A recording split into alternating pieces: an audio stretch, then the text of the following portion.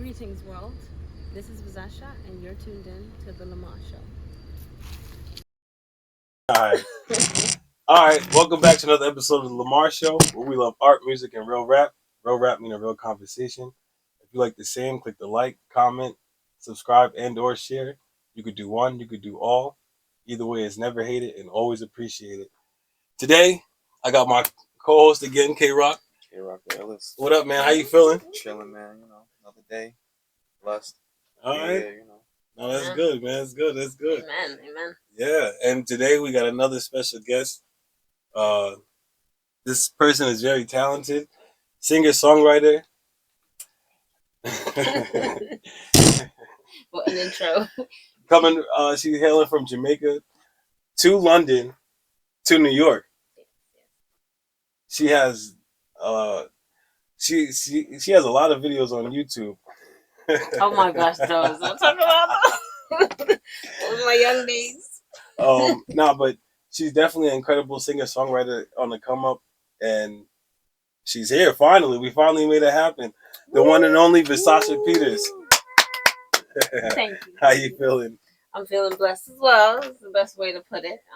Another day above ground, Yeah, Another that's day always on a the earth. blessing. Blessing to be here. I'm honored that you guys, invited me to this show, the Lamar Show. I'm excited to be a part of it. This is basically officially my first interview, so yes, I'm extremely excited. And about your first this. interview, and this is your first female guest. Yeah. Yep. Oh my gosh. So for a yep. couple of things. So yeah. So we helping each other out. Yes. As it should be. So, what part of Jamaica were you born? Kingston. Everybody says Kingston, but I came from Wataos. That's like a town, yeah. In the hood. It's pretty that rough. they would It's say. pretty rough. Everybody always talks about over there. And I was back and forth from Wataos to Portmore for a little while until I migrated to London. So. Okay. And how was London? How was the what age? I was around 6 when I went to London. I was fairly young, and I lived there for about 8 years of my life.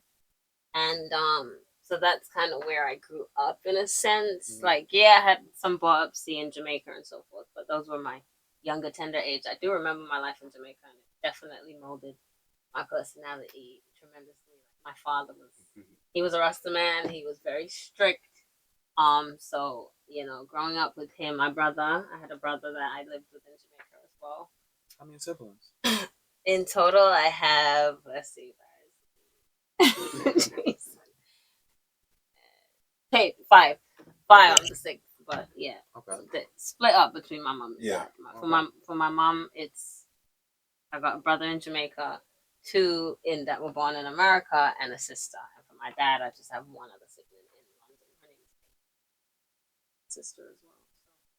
So, yeah, there's 5 of us in total. We're very close. So yeah.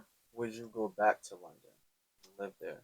Yeah, funny enough, I would. I would go back. I've thought about it throughout the years and stuff, and my family, I had a daughter over here. Like, I'm skipping the whole story, but yeah, I'm a mom, and my daughter's 12. So my family, they always talk about wanting to meet her. Way. No, there's no way. There's no way. Yeah, nobody do that. Yeah, but yes, I got a little girl. She's my twin. Everybody thinks she's my sister. Yeah, but yeah, because you don't even. You still look like you might be a little bit over 12. Yeah, I get it all the time. We're on the bus, like picking her up from school, and she's like, "Mom." Everybody on the bus is like, "Mom, where? What?" We just creep people out. But yeah, it's a blessing because I get to grow with her to a certain extent, and she's getting tall, so it's fun. It's a blessing. Children are a reward from God, so I really embrace it. Oh, that's good. That's good. All right, so let's take it back. So, from London to New York, how was that? How was that move? From London to New York. And then what part of New York? That sounds like a song title. Yeah. Right.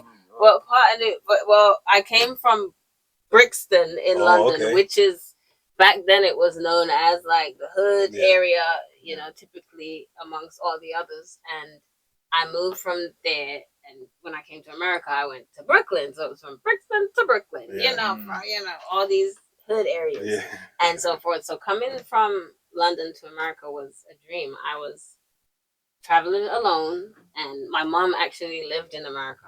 So that part of the story I didn't put in there. My mom left Jamaica when I was like 1.5. So did that make it a little easier with the transition?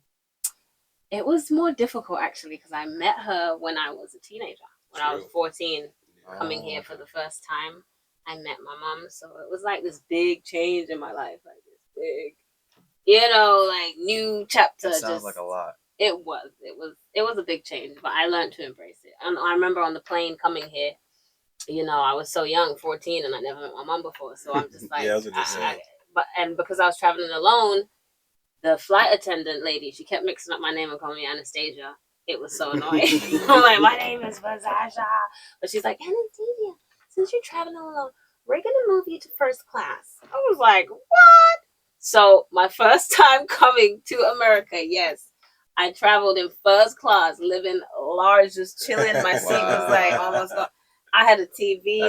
They bought me like I think it was apple cider or something in a champagne glass. It was so cool. It was like a dream. And so I remember getting up and running to the bathroom on the plane, just like looking in the mirror to myself, like, is this really on my way to meet my mom? I'm going to America. 14 years old, yeah. So that's crazy. When you kind of like start to like really it hit me like I'm going to America. At that age, you don't even know what first class is. You're just like, all right. I didn't have a clue. So yeah, getting over here, it was a journey. It was a dream to me come true. Every birthday, I would wish to meet my mom. Every girl wants to grow. Yeah, that's what I was gonna say. So did it make you feel when you finally met her? Did it make you feel whole? It made me feel whole. Yeah, because meeting my mother was like a breath of fresh air after going through a traumatic event of losing my father. Oh, okay. Yeah, that. Sorry to hear that. That summer prior, because I came over here in the winter for Christmas holiday. Yeah, thank you. And my father was killed, murdered in Jamaica, and he was like, me and him were like, that was a big event for me. So I took a holiday trip to come to America to kind of visit and see my mom for the first time, and so losing one parent, then meeting my other for so it was like a bittersweet type of thing coming over here, Yeah, I need to write a book, to be honest. Yeah, it goes and deep. Some more songs. Album. Yes, we need I do have a song about my dad. It's a song. It's gonna be released soon. Actually, it's coming out. It's called Nana Love. Well, it might be out by the time this comes out. So yeah, it's called Nana Love, but it was a song I wrote just when a few years into being here in America and just kind of processing things and how my life changed and everything. I'm missing my dad so much. I created a song. Everybody loves this song. Like I sang it when I went to the show that I was telling you about earlier off camera. Determined show, his birthday party, I sang it. They always request me to sing that song because it moves people, it touches people because it's a deep song. It's just about Is it hard singing that song for you? You know what? When writing it was out. I cried during the process of composing it. Tears. It's a deep song, and there's some days where I'm more happy singing it, and some days where it really hits me. I'm just like sad singing it. So it fluctuates the emotions between that one because it's like a really it's a personal one to me. That song. But it was so personal. I put it like on the shelves and wasn't planning to like bring out my baby to the world. But there was another artist. He was also / engineer. He wears many hats in some areas, but he's the one who at the studio we used his studio to record most of our songs. But he's the one that kept pushing that song, like that song, that's my song. And he made me sing it to like everybody on the phone. His name is Voice Stream. He made me sing it to everybody on the phone and just like putting this song out but you guys will hear much more about it, I guess, later when it comes. I can't wait to hear it. Yeah, we can't wait to hear it. It comes out. Yeah. I have another question. For your writing style, do you grab more of your writing from personal experiences or from like concepts?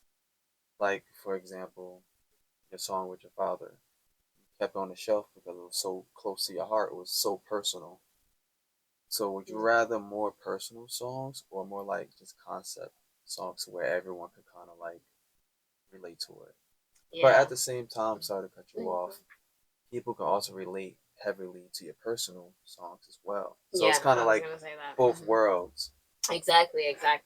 So yeah, in most of the time, because I had an issue with like sitting down physically writing. I didn't like to do that physical sitting and writing a song. That wasn't my thing. It was more like you hear a beat, or even without a beat. Sometimes I would just be sitting there and I'm like, forever I dream of you. And I'll just say something and it will come, and then there will be a feeling, because I always say music is a mood. Music is a mood for me. Like it depends on whatever mood I'm in. If I'm feeling sorrowful, I'm gonna produce something that sounds like that. If I'm feeling happy and jolly, so most of it does come from my experiences and what I've endured and what I've been through, because I feel like it's just more meaningful that way when you're putting something out that you've been through. Like it's kind of testimony type of song. Yep. I do try to minimize like cursing, like provocativeness and stuff like that in my music, and secular type of things. I don't like to put that, but I think telling a testimony about an event, like somebody breaking your heart or something like that, you're not really bashing the person. You're just saying, you did this, you made me feel like this, and I just so happen to be expressing it on a beat with some vocals. And now that I hear your story a little bit, I can hear it in the music. Like you definitely sing with a lot of emotion. Yeah. With that song that's out, Need Your All, it's definitely talking about. Yeah. Well, we're gonna get there. We definitely gonna get there. I was just about to take it there too. I mean, if you want to, we could take it there now because she mentioned it. And well, my question was, is that your latest song out that you just released, or? That is my latest song out right now. It's on a juggling rhythm where there's multiple artists on it, and it's kind of a part of a project, and it's going to be considered for a Grammy nomination. Yeah. Wow. So it's going to the producer Andre Villa. Big up, shout out to Andre Villa. He's doing amazing things. He's a quiet soul, humble soul. So he's not out here just like advertising his next moves. Yeah. But just know his dream and his vision is massive, and I'm all part of it. I'm all for it. I'm a big supporter of his moves and what he's getting up to. So yeah, that's I'm excited to see where things go. Oh, that's definitely good. So all right. So we went from Brixton to Brooklyn. Brixton to Brooklyn. Oh my gosh. what part of Brooklyn? The 90s. Oh, okay. The 90s. Yeah, I live 9507 Kings Highway. And my brothers, I have two brothers that were born in Brooklyn, so they're younger than me. So we moved. My mom migrated us from Brooklyn early because she didn't want them growing up too much, So we moved to Queens, which is much more suburban and quiet and.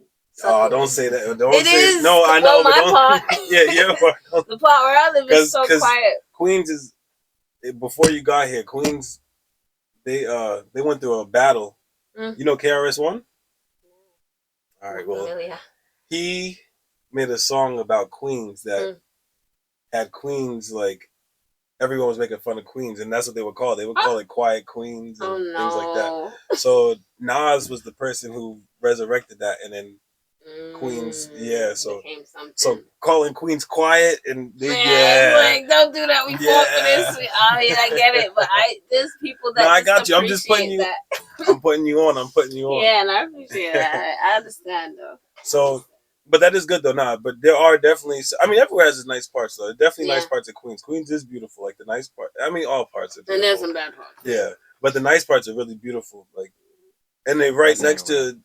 It's bad parts everywhere. Yeah, it's bad everywhere. Because I know some areas of Queens used to be real bad. The Sutphin area. Yeah, see. Jamaica, certain sides of Jamaica and stuff. Yeah.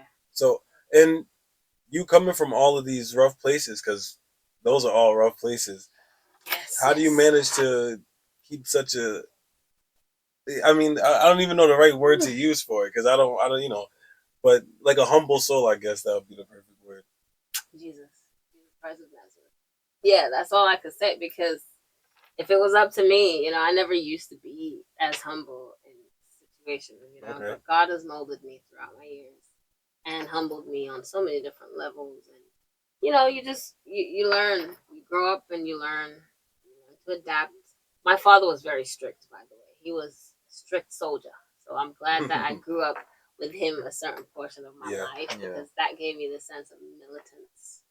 And so it wasn't fun growing up, like getting yelled at and just being, hey, make sure you listen.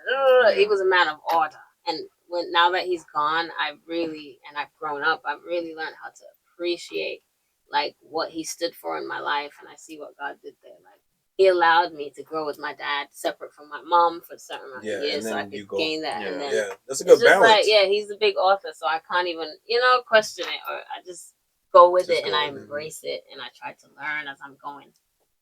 Yeah, because you're very well spoken and you do seem well calculated, so that's good. Thank you. I try to be. The Bible says you got to be vigilant. God is not a God of confusion. So anything that seems like it's going a different way and exalting itself against the knowledge of God, that you have to put a pause on it and be like, wait a minute. Lean not on thine own understanding. Those type of things to live by Scripture. Yeah.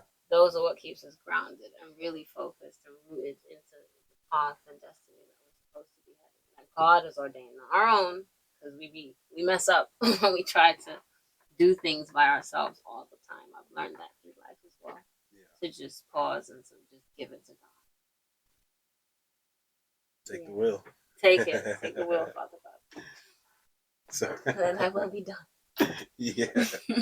So how did you? So what age did you learn that you can sing, and what were your influences early on?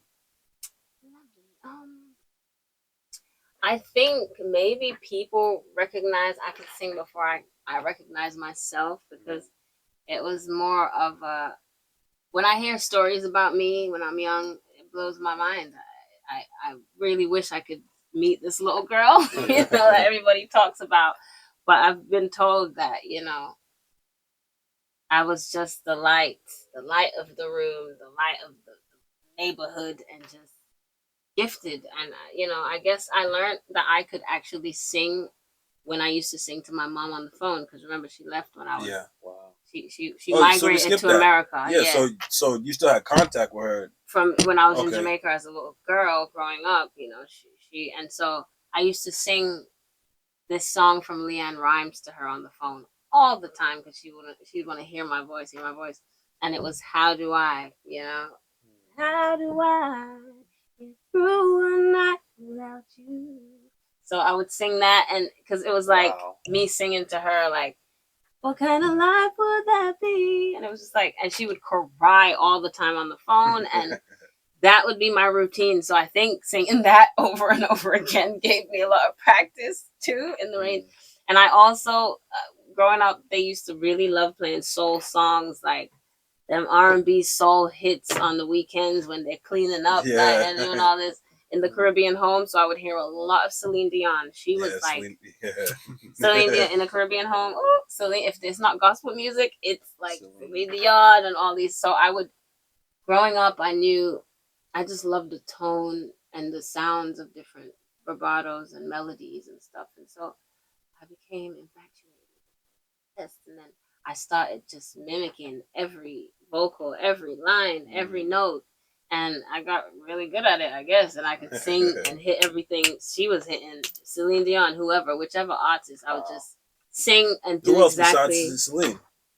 Mariah Carey, name it, all of them. Mariah Carey, any note that I hear that sounds like, whoa, what was that? Because we all hear stuff that hit us. When you hear Whitney Houston sing, there's so many different vocalists that can just snatch your heart. So whenever it snatches mine, I sit there and I listen to it and I sing it and I go over it. And that's kind of how I self-taught, really. It wasn't like, to the point where like I have to be better than these people. It was more like, I love this melody so much, I just want to re-sing it to myself. I can feel that without, necessary. So that's how I got really good. And I don't know anything about the sopranos or whatever, soprano, those notes. And what did you call it earlier? Music theory. Music theory. I have no idea about that. So I only taught, and I could listen to something and then be able to like do that same thing. So that's how I kind of taught myself a little. Celine Dion, she really did help me out with her vocals and just the way she the range, and the emotion behind it, and it's dramatic, and I love it. That's my type of music. No, that definitely can help. Yeah. That definitely can help. So when did you start?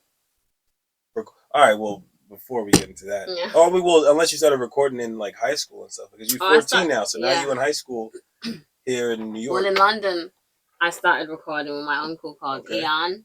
My uncle Ian, they call him Ribs. That's his like AKA name.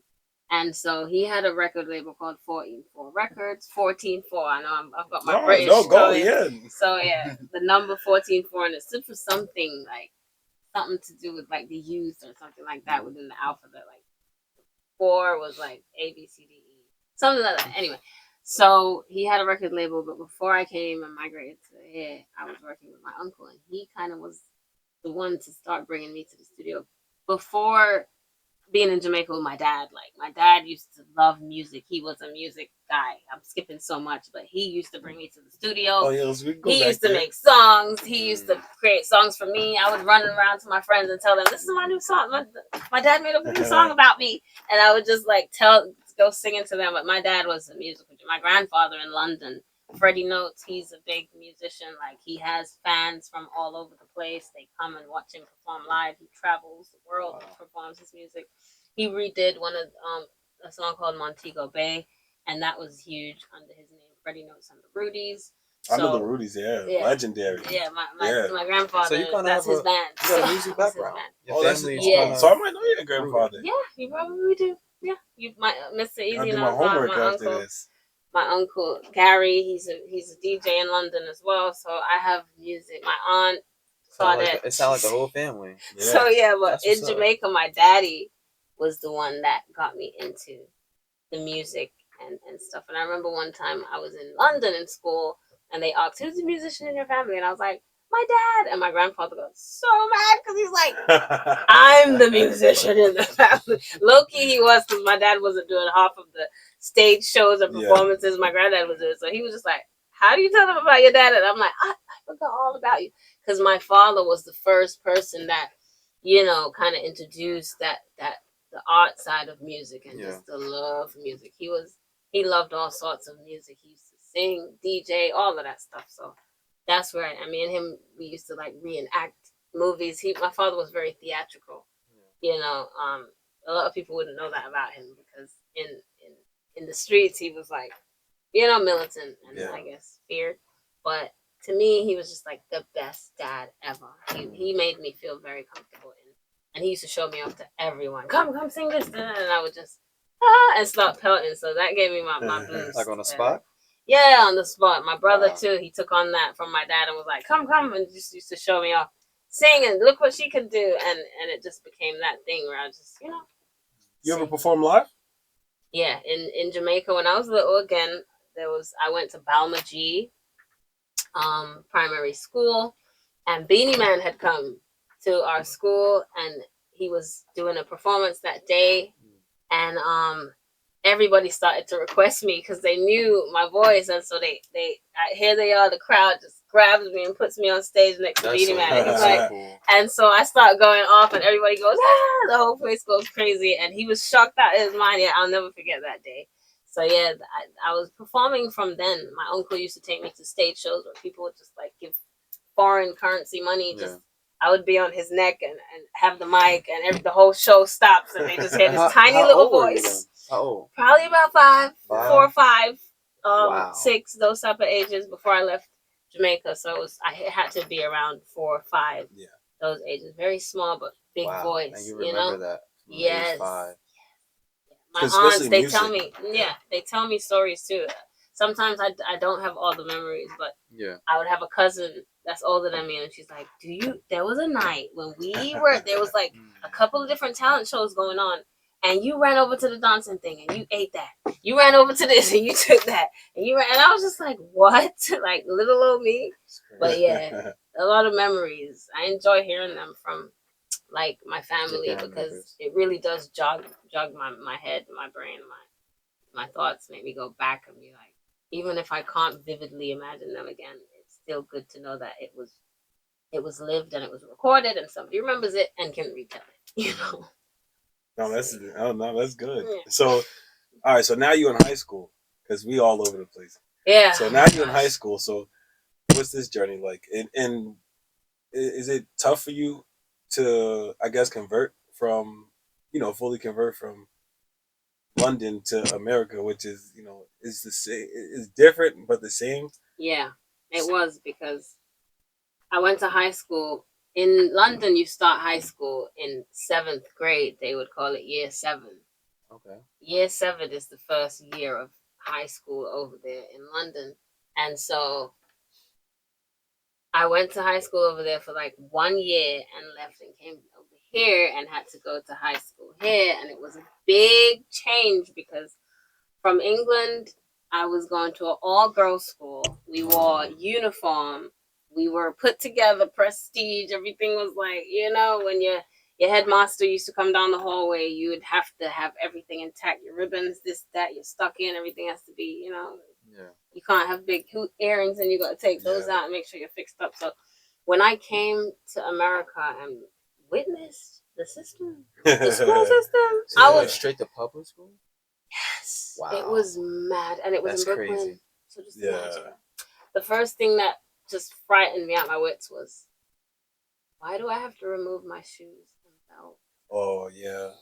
Am I going to prison? Am I ever getting out of this place? Because they had the just zone. tell me now. They had the zones, right? Like the zones. They had metal detectors. I was like, "What is this? Yeah. What are you sending me into? There's dangerous people in here. Why do we need to?" And so my mom, she was just like, "No, this is just the system over here." It was just so weird for me. It was just, I felt violated. Like, you're going into school and then you got to kick off your shoes and walk through. It just didn't feel good to me. I didn't like that feeling. Yeah, it was odd. And then I got used to it. I had my first, somebody tried to bully me, and I was a little rebel back then, so I didn't take bullying too easy. I ended up having my first fight and all of that. Yeah, it was madness in the classroom, and it's funny because people when we're in England, we fantasize about America and we watch TV and we think America's so cool. We want to go to high school over there in the locker rooms, and then you get to America and you gotta fight. You get to America, you gotta fight for your life. And you go to your life. Yeah, look what we think is some High School Musical dream, like over here. I'm telling you. Crazy. So to see that reality, it was like, it was heart wrenching. I was like, no. So I hated going to school over here. And then because I was from London, everybody just wanted to hear my accent, and it was just like, oh my days, like, no, give me a break. Even my teachers couldn't like help it. They would be like, say crumpet, say, and I'm like, oh my god. Why is that the first thing everybody always asks? Every day. Always asks, say crumpet. Imagine. That and so first I couple months must have been rough. I became withdrawn in a sense, and I just didn't want to like talk too much. I was very insecure about my accent. I didn't want to stand out to make people like nobody. Yeah, I just wanted to blend and just disappear in a way. Yeah, it was a big adjustment coming from school in London and then boom, school in here. But to get away from, I just start writing, doodling. Sometimes in class, I'm not even listening to what they. I just have too much on my mind. I have things to get out, and I want to just express, because I used to do a lot of that, like journalism, and just like, like drawing, artsy things I used to do. But I feel like you know how to draw? Yeah, I used to, but when you get older, and then other dreams come in and different responsibilities and stuff, you start to put away, like your things that you once dreamt of as a child growing up. Kids are like carefree; they can dream big and just take on anything, So I miss that type of feeling that I used to have, where I just felt carefree to just work on a gift, a talent, a craft that I want to master in a sense. Drawing was one of my favorite things to do in the world. I have books. My friends used to want to steal my books. Like, let me just borrow it, and I'm like, all right, look through it and give it back. And I remember one of my friends, Tanisha, she never gave me back my book, and I would draw outfits. And I would put into detail what fabric I wanted to make this shirt in and this, that. And that was my thing. And I tried to encourage my daughter too, like, get into it. Because nowadays it's horrific with the technology that's out. It's just frying the brains of the children and just, shutting their horizons down. And I don't like that. Yeah, that's another conversation. It is. Even us. Like, it's like sometimes, like, you can't even just enjoy because someone's calling you, somebody texting you. And it's like, then it's like, you don't have to respond, but you know what I mean? You have to respond. Like nowadays I'm telling myself not to, because I go back to the past and way back in like biblical times. Yeah. You had They to would. walk miles to Yeah. go meet somebody, and you Yeah. know what? That conversation was much more meaningful because you spent so much time just on the journey coming there. You thought about what you were going to say. You're excited to see the person, the anticipation, and then when they see you, it's just like they appreciate the journey that you took Yeah. to come and see. So then you don't have time to just be like ignoring each other when you're in each other's presence. It's more of an appreciation, and you And a guys get to connection. connect Yeah. deeper, and it's just more meaningful. So that's why when I don't answer people, and I'm just like MIA.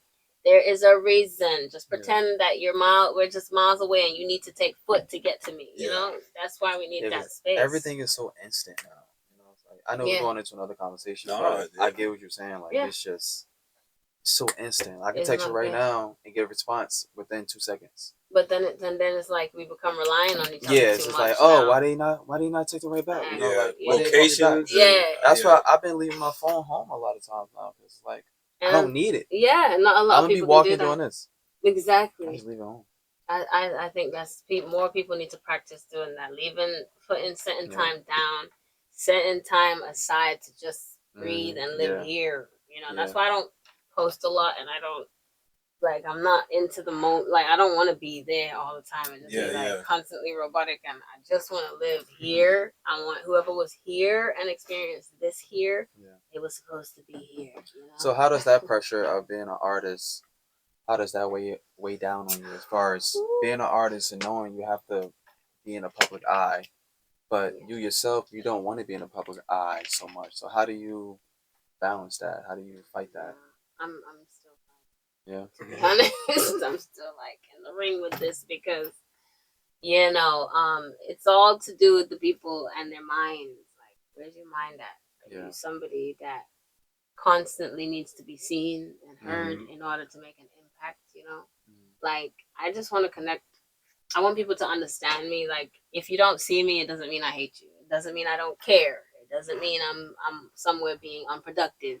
It just, we're not supposed to be in each other's face like that 24/7 all the time. I don't need to wake up out my bed and then see somebody in their bra and panties and what they're making for breakfast for them and their family. And it's just like, but I have my own life. Like, I have my own things to do, productivity things to do. So I feel like with that, I'm still learning to like adjust my life on certain levels and kind of just make time for posting. And there's an algorithm that I understand that we have to follow, and all sorts of things that they put out there. So it's just like I'm just praying to Abba, to my Father, to guide me through this and not let me get overwhelmed, because once it starts to feel robotic and like puppeteer type of vibe, it's not fun. It's not fun. It's like it takes the creativity away. Now. People don't know what boundaries are because they feel like they need to see every part of your life. It sucks for artists because that's a lot of pressure. And artists such as you don't want to show everyone every bit of your life. Exactly. Look at the Gorillas. They were cartoons before. I don't even know what a man of that band really looks like, to be honest.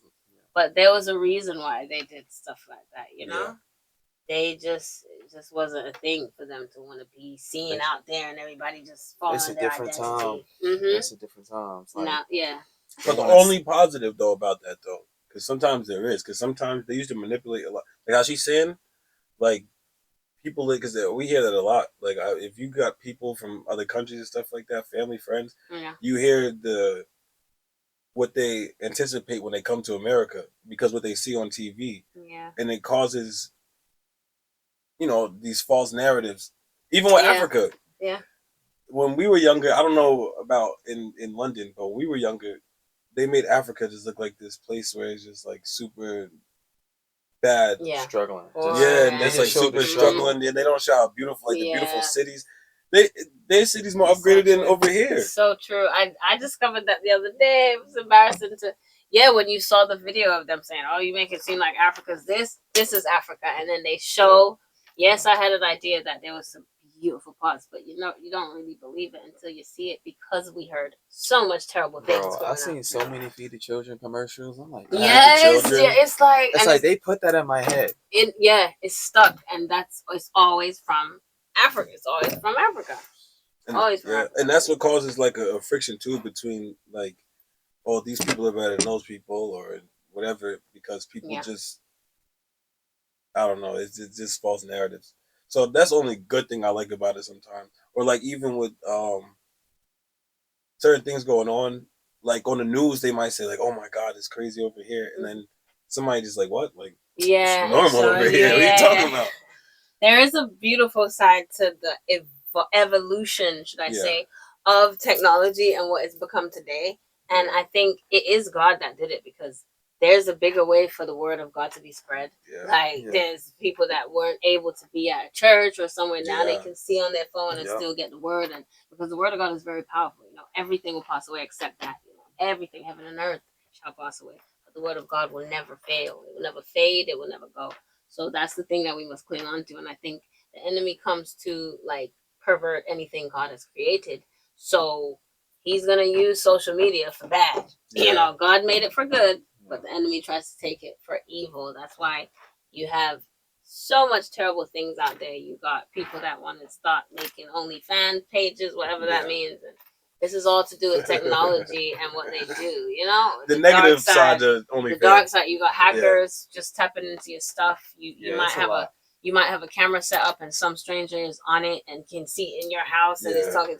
So the enemy always finds a way to just do some terrible things, things that are supposed to be good. But I try my best to not, like, if I'm gonna be seen, it's gonna be impactful. Like, I want to be seen for a cause. Like, I don't want to just be here like, okay, so get ready with me.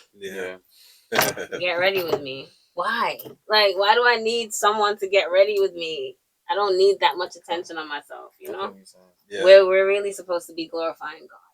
That's what we're really supposed to be out here doing. Anything we do, we're supposed to acknowledge God in it and find a way to give it back to Him in some way. Because if it wasn't for Him, we wouldn't be able to do a thing. If His approval wasn't upon it, it still wouldn't go. Whether it's good, bad, it still wouldn't be approved if He didn't. But He's a man. He's a God that honors. He honors His own words. He honors His own sayings. Like, we're spirits made in His image. So there's just so much. That's a whole nother.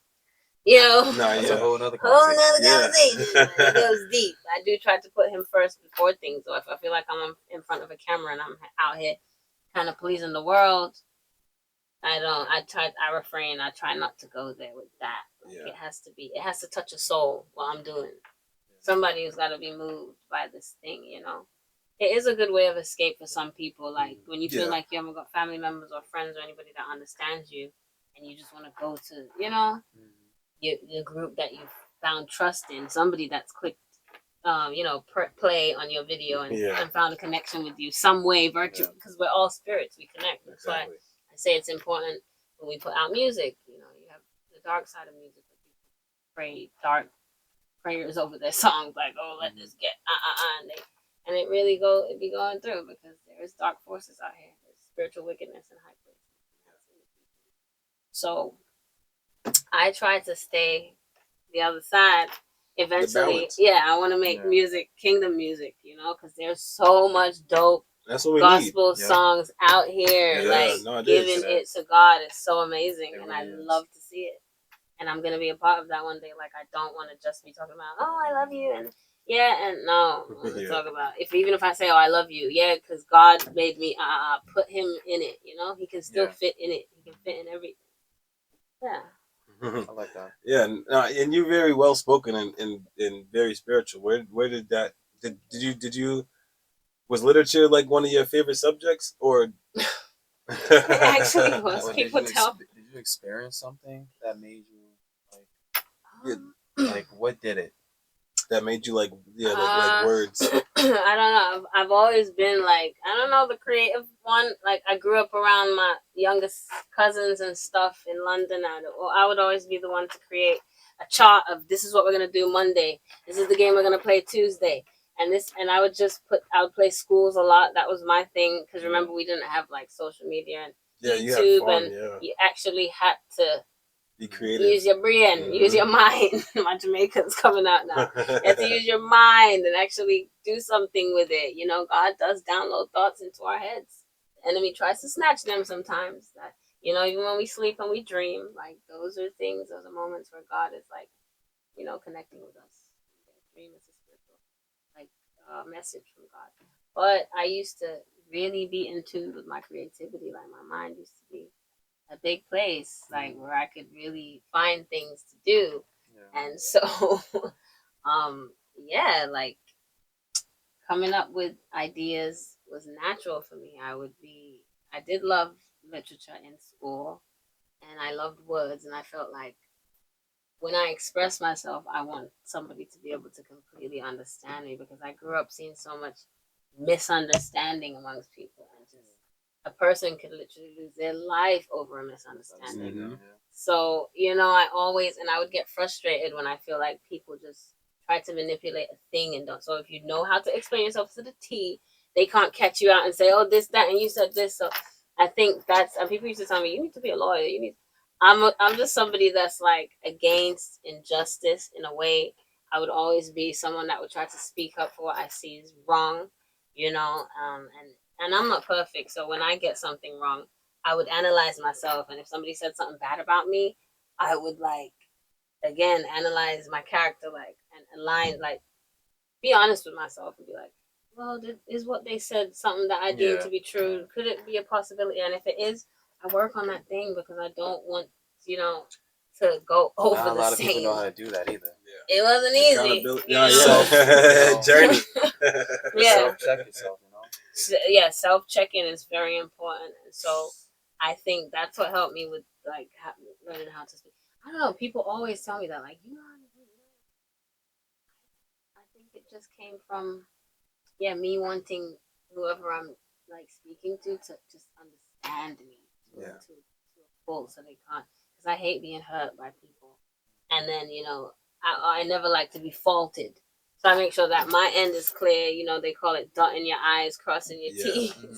So that if anything is to blow up and come out, I wasn't in the wrong. It was you because this and that and that, and you can recall and go back. And so I think that's how I am. I try to teach my daughter that too. Like if I'll ask her something and she's like, I don't know, and I'm like, you have to know. You have to have an answer for it. Like if you don't like something, there should be a reason why. You know, don't tell me I don't know. Have a reason for it. Why? Or if you say you don't know, why don't you know? You know, there's still a reason behind it. So that's how I grow her, like to always have a mind and a thought, you know, never just be blank because we weren't made to be blank. Yeah, I don't know. It's definitely a blank answer. Yeah, it's and blank. A lot of kids say it. Mm-hmm. And I don't let her run with that. I'll challenge her. I don't know. Why don't you know? Let's get into it. You know? For real. Yeah. No, exactly. So, I mean, and what about acting? Because I can see the lawyer. You said lawyer. So I can see you as like you can be. I can see you as a teacher. Yeah. I can see you as a lawyer. Mm-hmm. I can see you as a doctor. Like acted before? A doctor in a movie, right? No, in real life. Because you seem like you like to help people and like I used to do that. It shows you really care. Okay, see. Yeah, I used to work in the. See, I know. Myself, sorry. No, you can do it. It's hot in here. Anybody who don't know, it is hot in here. I wasn't before, you know, but you lot got me chit chatting. No, I'll just drink my water, mud. Running water. Oh yeah, I'm gonna feel like I'm in church now. I definitely need that. Kool-Aid fan. Yes. So, did you ever do? All right, so you told you did home health aid. Oh yes, I did when I was over here. I did, and I loved working with, because I love taking care of people. I actually knew I was gonna be a mom young. Like I had my daughter at 20. I got pregnant at 19, had her at 20, and I just knew I wanted to grow with my kid because I wanted to be a vibrant parent. I don't want to be old and like grumpy and moody. I want to grow with her and just enjoy years with her. And I like taking care of people. I don't know. It's just something within me. It's just like I tell my daughter too, like extend yourself. If you see something that you can help out with, go ahead. Don't wait to be the last person to be called, Step up and put yourself there.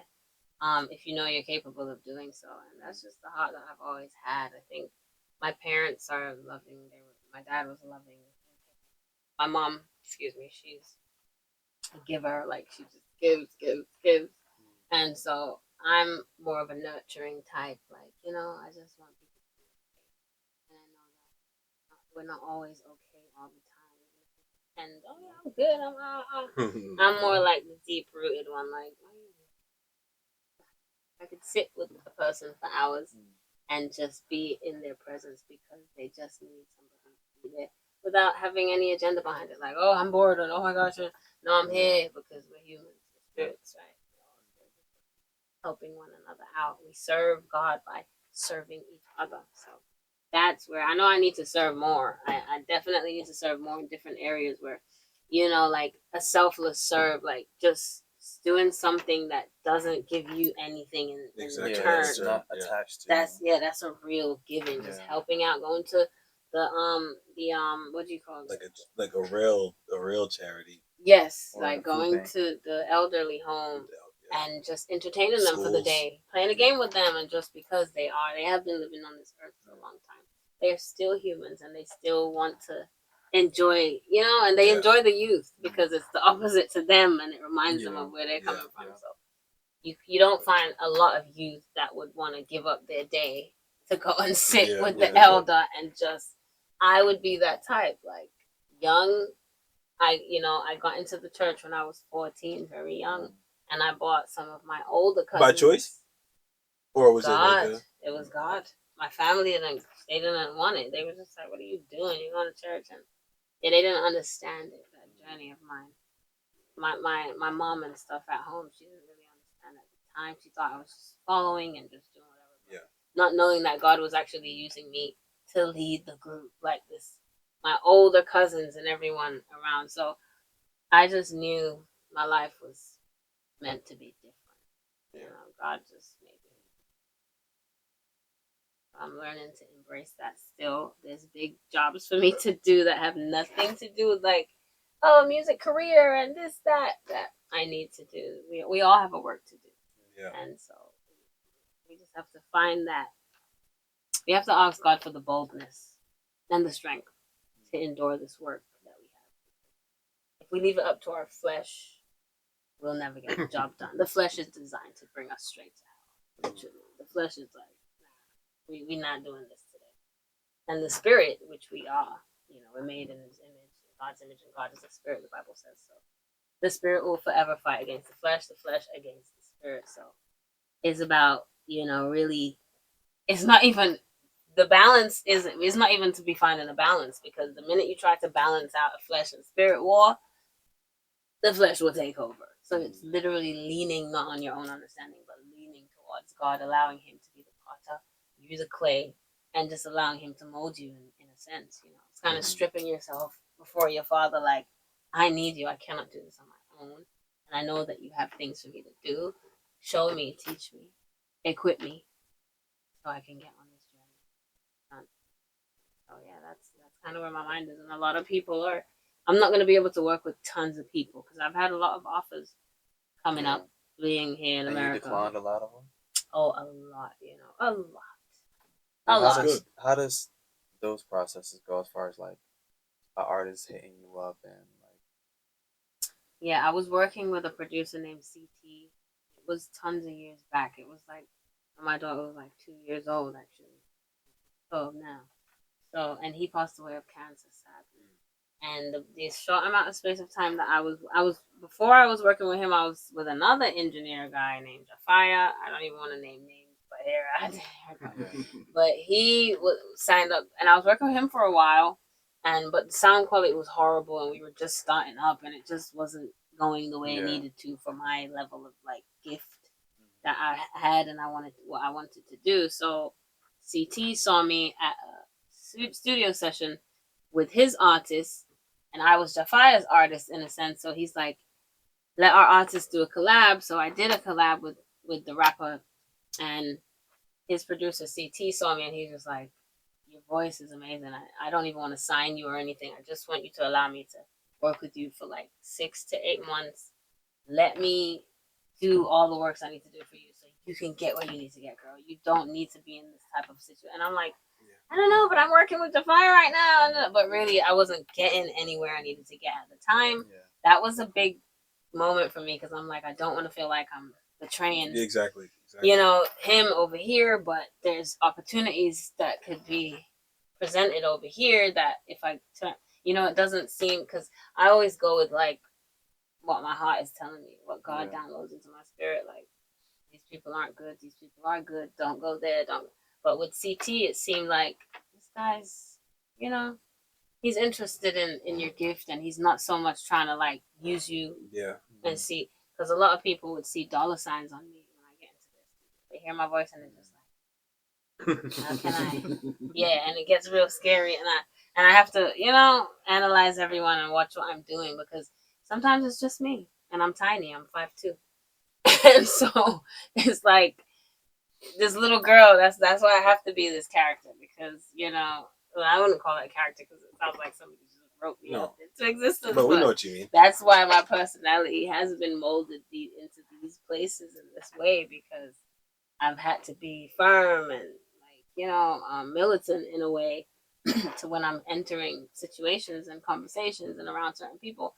They saw that I'm not just some giddy headed, youngin or whatever, and they saw who I was. They saw my aura and the spirit within me. It's powerful. Me. Thank you so much. They saw that, and so I worked with CT for a long time. It was about a year. Me and him were working, and of course, the fire got mad. I was working with him too, but then he got really upset. Like, he didn't want me to expand and get anywhere. And he's like, oh, well.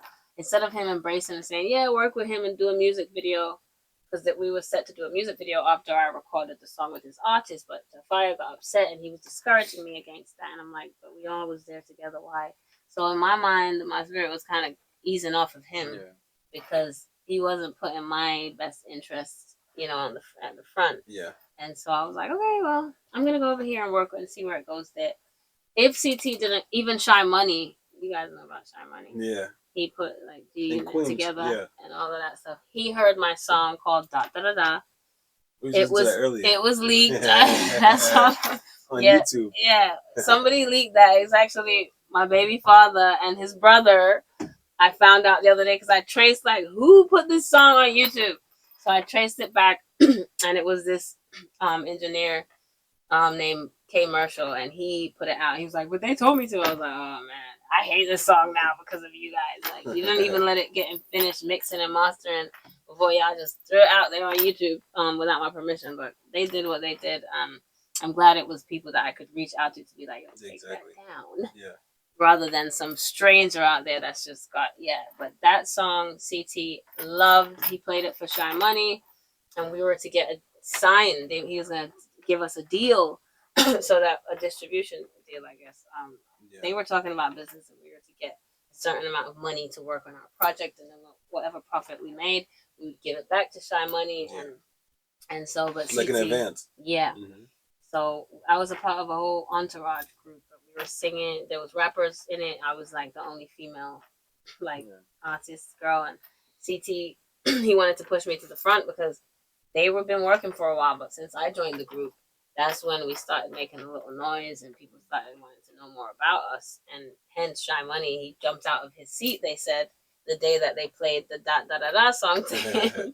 He was like bobbing to it. He was like, yo, who is this girl? I need to meet her.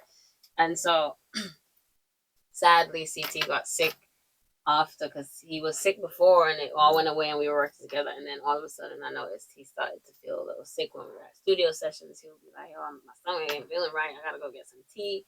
And that wasn't really like him. He would always be jolly and up, and so he had to go back to the hospital, and he like his health deteriorated quickly. Wow. It was rapid. And I remember he requested for me to come and see him in hospice. Mind you, I just met him. He said, give me 6 to 8 months. And so we're all getting close. We're working. Everything's great. We're getting places. He would really put me to the challenge and the test. Like, CT was the type, he would call me. He'd be like, we're going to the studio this weekend. I need 2 songs. And here's me with my little baby, and I'm doing all this, and I'm working. And I'm like, but that was a push that I needed, though, because I needed somebody on top, like, just getting me to my dreams and what I really love. Because if it was up to me, I would put everything that I desired to the side and just deal with everyone else and take care of my kid and just make sure everyone else is happy and just forget all about myself. CT's like, no, this is what we're gonna do. You're 2 songs by, and I'm like, okay. So now I don't like to turn down a challenge, and I like to get myself together. I don't want to disappoint. So here's me now getting, to the point where he's forced me to have to get in my phone and go on my notes. What I don't do, sit and write. And I'm like, no, you're gonna work on something now, girl. You can't just don't just wing it and do your own freestyle thing. Even though when I do that, he loves it. He's just like, it's beautiful.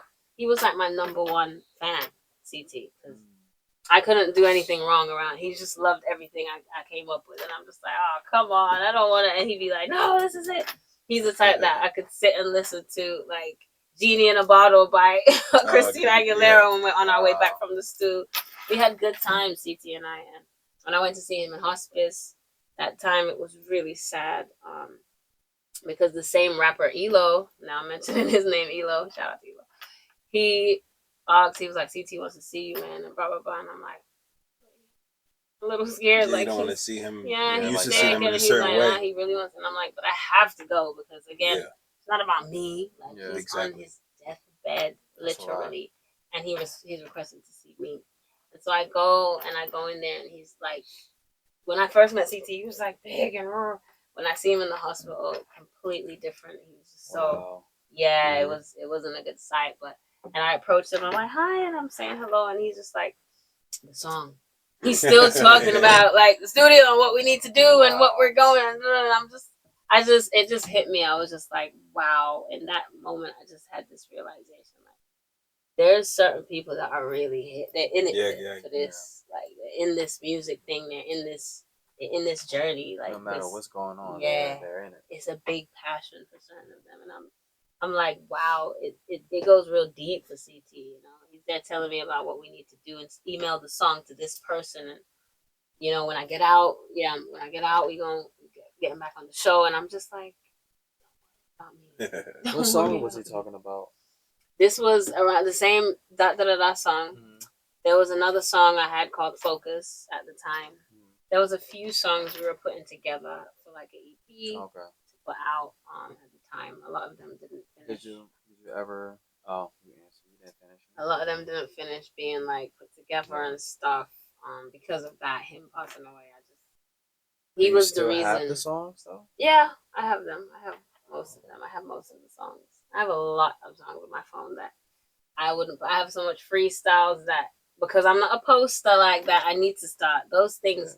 I will start to put out because I realize we're not promised tomorrow, you know, and I don't want to just be holding on to my talent, my gifts, and these things that can potentially touch a soul, help somebody, you know, uplift someone, make somebody happy, I've had people that have friends and people, coworkers, ex-coworkers, and people that I've been around and met that write me and they're like, when can I cry to your music? Like they literally are, when can I cry? Girl, I'm going through something. When can I cry to your songs? And I'm like, oh man. Because sometimes I overthink sometimes when it's time to put something out. If it's not like now there's a song, I listened to it last night and there's two things that I need to add in it. Yeah.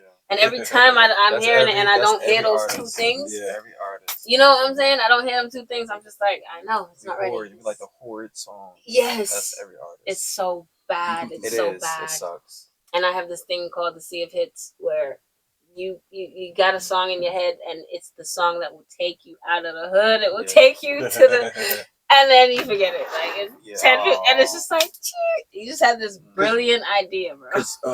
It was crazy because someone said like it's like God, you know, He uses us. So it's like if you don't use it in that moment, it's like, all right, well, since you're not gonna use it, we have it to another somebody person. Else. Mm-hmm. You ever go through? You ever had like something like you had an idea and then you didn't act on it? And then yes. Oh man, that's the worst feeling. My recent idea is the mini washing machine. I promise before To Me, whatever that stupid app is that brings out everything. I had that idea, like a mini washing machine just to wash your delicates, like, you know, your bras and underwears and your socks and just little things like and to see that on the thing, I almost had a fit in the kitchen. I'm like, no! And my sister's like, what happened? I was like, they took it because I didn't have the resources and the money at the time. It's true. You know, you have the brilliant thing. All of us experience that same thing. Yeah. These great ass ideas, and we just don't have the resources or the money or the time. Or we think that we don't. Or we overthink. Yeah. Mm-hmm.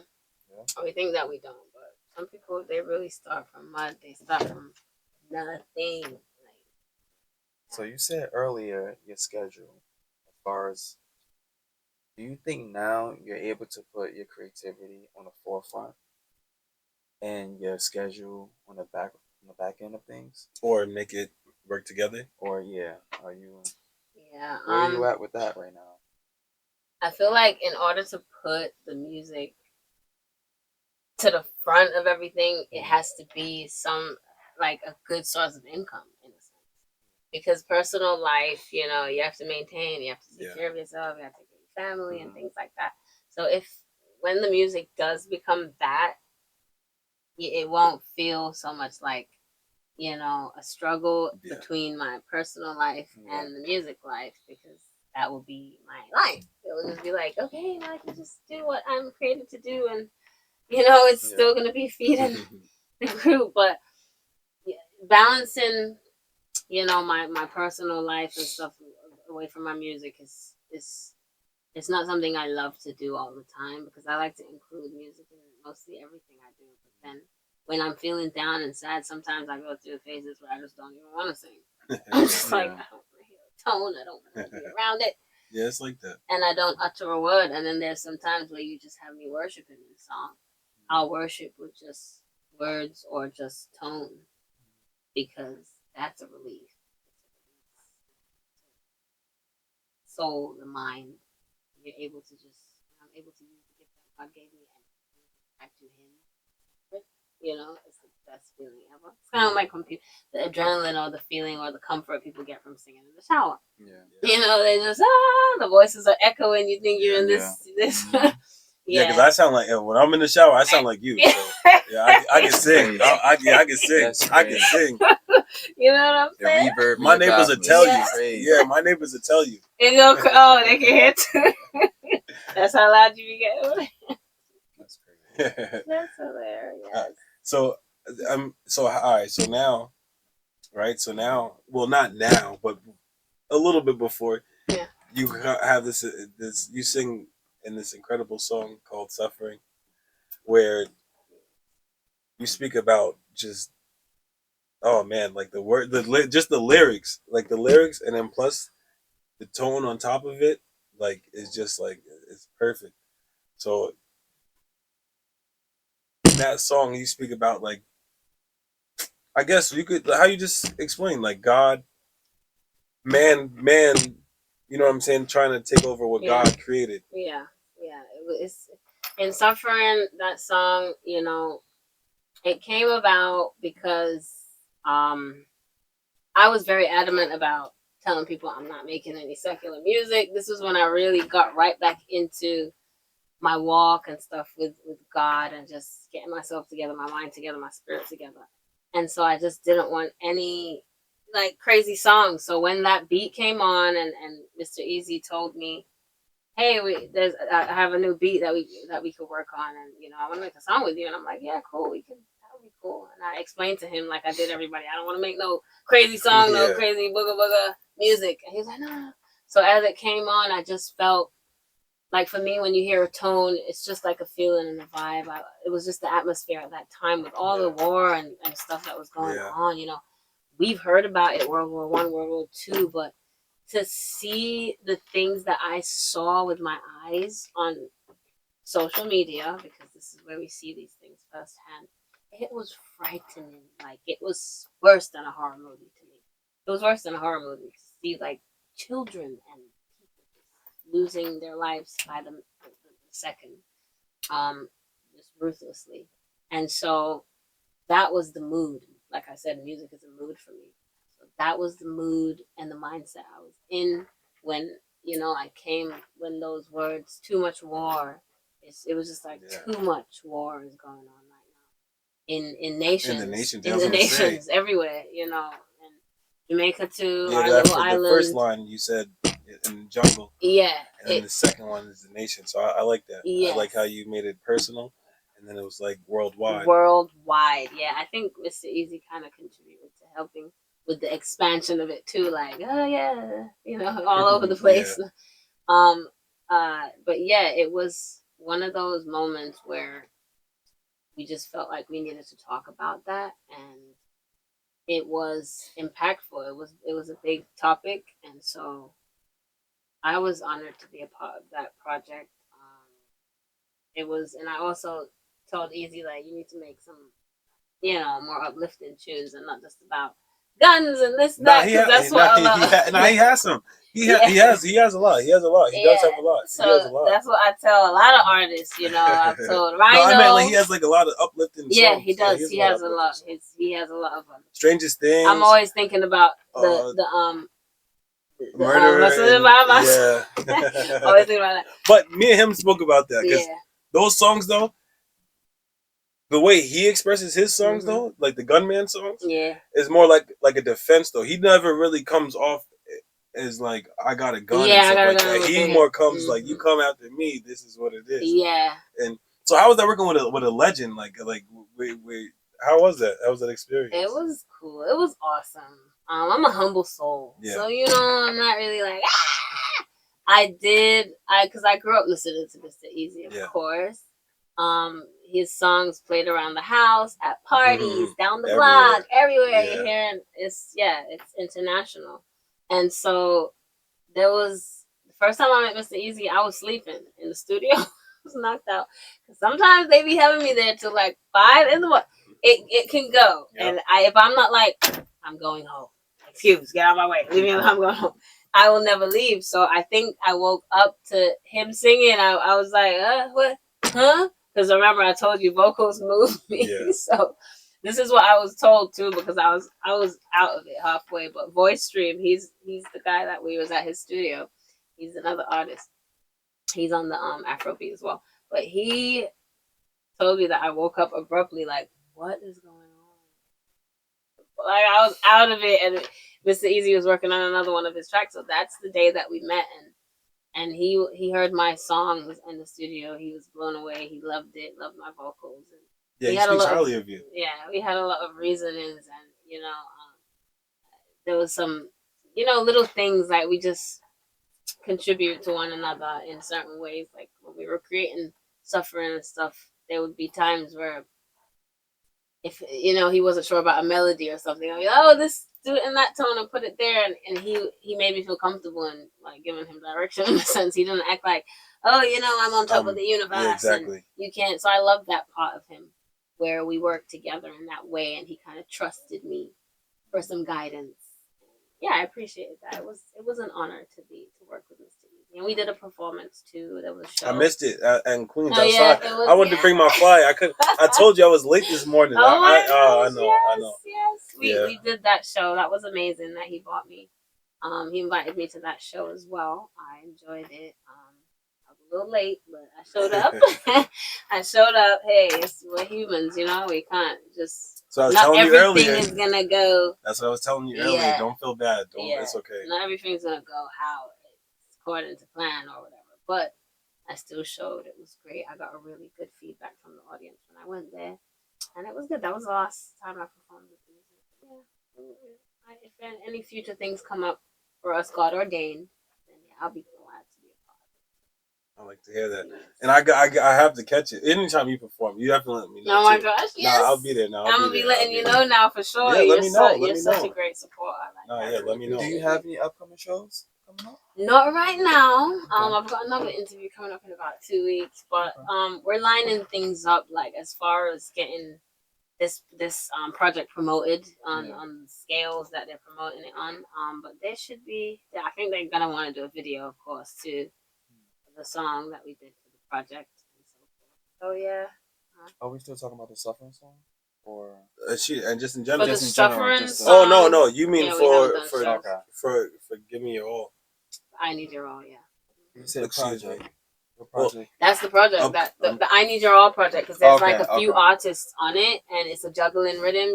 Like how they used to do like 10 artists on one beat in Jamaica. Like you hear the drop leaf rhythm, and you have TOK. You have so many people on it. So that's what they were doing with this Jamaica meets Afrobeat. Got it. Okay. Yeah, it's kind of fusing that Afro like culture with the dance hall. That was well blended. Yeah, it was really cool. No, that was because a lot of cultures are inspired by dancehall. So You Yeah, know. let's speak on that right for Yeah. while we there, because that was interesting to me, how do you feel about that? Even though Buju said it first, I had Mr. Easy, and he kind of brought that up because the African Mr. Easy took his name, Yes. Yes. and like yeah, because I remember one time I went, sometimes I get lazy and I say, "Hey Siri, can you play?" And I say, "Play Mr. Easy," and then I look and I'm like, "Oh, what's this?" Yeah. Yeah. So how do you feel about that? How do you feel? Well Buju, he expressed how he feels. A lot of people, what's the proper word? I guess vulture off Mm. the culture. Mm. How do you feel about that? Well, I don't honestly. I don't think. Or do you think it's on a my bad? Or do you think it's on a mainstream? I don't think people are vulturing off the culture because a certain sound doesn't belong to anyone. Let's be real. There could be a Caribbean song that you hear, and then you hear a Latin song or whatever, a Latino song. Well, you can consider those Caribbean. Yeah. But you could hear like a soul song and a Caribbean song, and they have similar melodies. There's been similar melodies. They come up in different ways. So you can't. It just depends on what type of beat you're applying it to. Because what is a genre when you break it down? It comes down to the beat and the sound that you're putting on it. Because I could get like an Afro beat, I could get a soul beat, a soul beat, and then sing some different type of a country song to a soul beat. Yeah, exactly. I could. You could. There's so much different things you could do. That's why I always say music is nothing but a mood. It's like what you're feeling right now, and so yes, a certain group started a certain thing, but do you want to hoard it? Are you just like trying to keep it to yourself, or was it intended for people to enjoy it and to be inspired by it? When you become inspired by something, you might want to incorporate that in your little thing what you're doing. It doesn't mean like, oh, I'm copying, I'm stealing. If you're stealing if you're taking word for word and the same stuff, then look how people remix stuff now. They start sampling things and things that have already come and had their time, but they're timeless songs, they're timeless music because they done touched your little soul. You wasn't even born when this was created, but you came about and it done moved you. It done touched your soul, your spirit, and you feel like you need to be a part of this. You need to add your little piece. So, and then you end up remixing it, and putting it out there like Kanye does with a lot of his samples.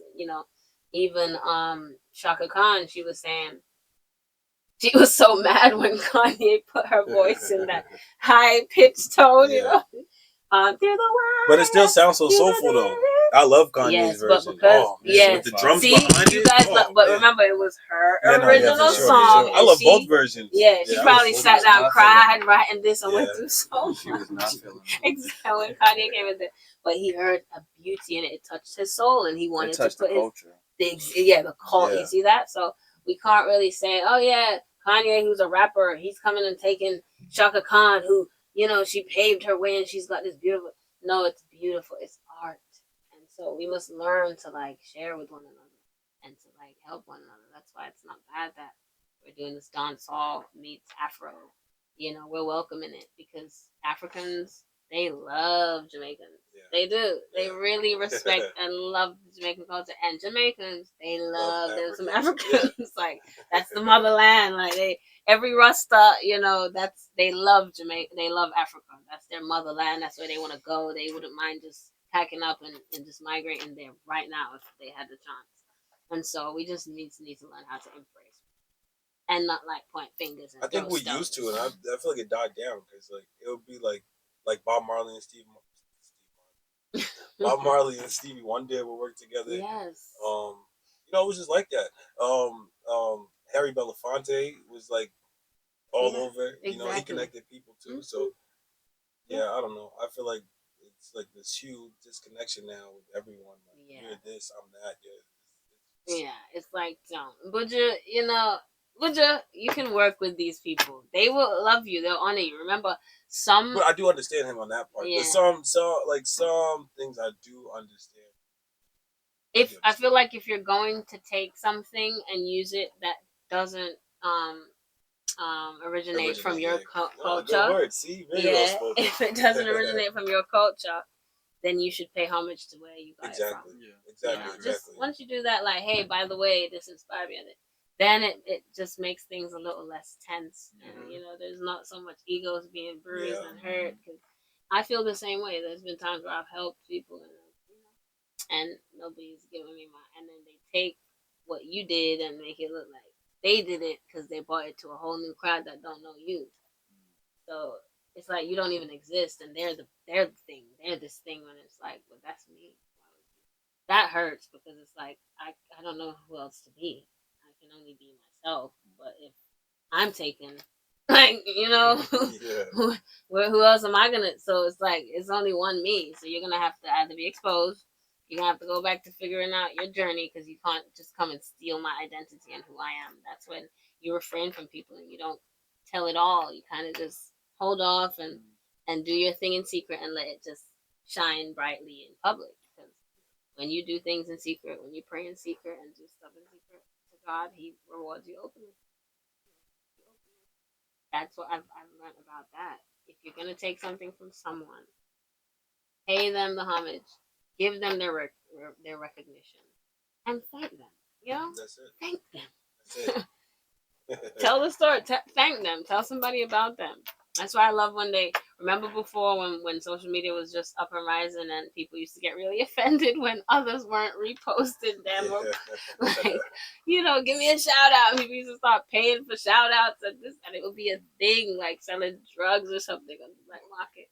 And so, but now you have this thing where you can tag the person and you can, and now everybody's utilizing that. So everybody's involved. And now, oh, you created this and who's that dancer next to you? Mm-hmm. I can click on that dancer's name now and I can go to their profile. And so it's just about sharing and connecting with one another and helping each other. Yeah. And so now this, I need your all. Yes. Because I was definitely about to mess up the title. How did this song come about? This song, there's never really like a magic story behind me creating. Like, I'm the type somebody would throw me a beat and I would just be like, all right, headphones, beat. And I'm like, okay. It just spoke to you. And I'll go into a place and I'll just, And so once I heard it, so to me, the vibe, because he was like, yeah, I'm doing this project, dancehall meets Afro beats. And I'm like, okay, that's the vibe. So then I just take that as my motivation. Dancehall meets Afro. What should that sound like?